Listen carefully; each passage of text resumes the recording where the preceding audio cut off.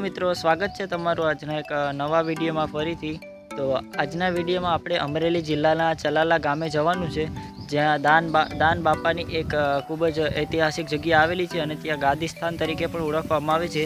તો ત્યાં એક ઐતિહાસિક મ્યુઝિયમ કહી શકીએ આપણે, કે જ્યાં પહેલાંના જમાનાના વસ્તુ રાખેલી છે। તો આપણે તે જોવાનું છે, તો ચાલો વિડીયોમાં બન્યા।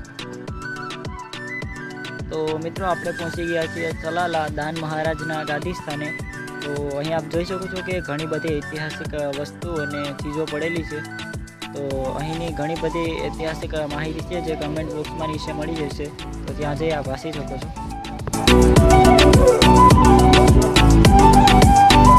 તો મિત્રો, અહીં જેટલી પણ વસ્તુ રાખેલી છે તે લગભગ 200 વર્ષ જૂની ગણવામાં આવે છે, માનવામાં આવે છે। તમે આપ જોઈ શકો છો અહીં કે ગાડીના પૈડા તેમજ એક ઘડો જોવા મળે છે। તો એ ઘડામાં તેલનો સંગ્રહ કરવામાં આવતો હતો અને આગળ પણ ઘણું બધું આપણે જોવાનું છે, તો વિડીયોમાં જોતા રહેજો।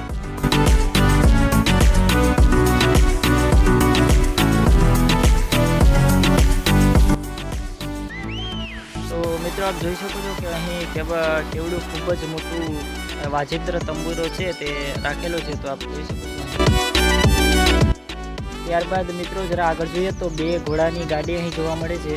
તો એવું ઇતિહાસ જણાવે છે કે આ ગાડી ઉપરથી દાન મહારાજ ચોટીલા માતાજીના દર્શન કરવા જતા હતા અને તે થોડી જ વારમાં ત્યાં પહોંચી અને ફરીથી આવી જતા હતા। તો આપ જોઈ શકો છો તે ગાડી।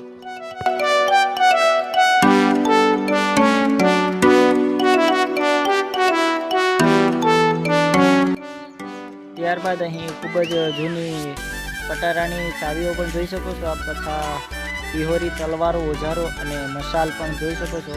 આ બધા જ સાધનો લગભગ 200 વર્ષ જૂના છે। તો વાતનો તમે ખ્યાલ કરી શકો છો કે સૌરાષ્ટ્રમાં ઘણી બધી અદ્ભુત વસ્તુઓ રહેલી છે।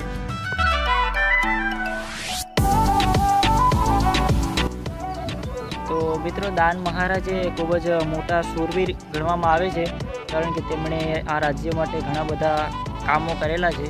એટલા માટે જ અહીં મ્યુઝિયમ તથા તેમનું ગાદી સ્થાન બંને છે। તો સૌરાષ્ટ્ર માટે એક ગર્વની વાત કહેવાય।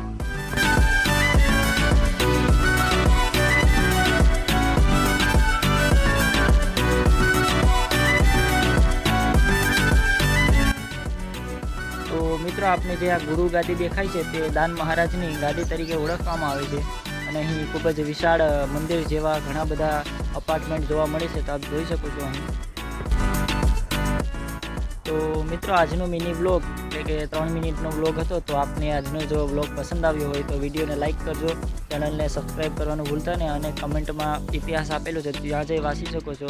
તો ચાલો મળીએ નેક્સ્ટ વ્લોગમાં, ત્યાં સુધી બધાને જય શ્રી રામ।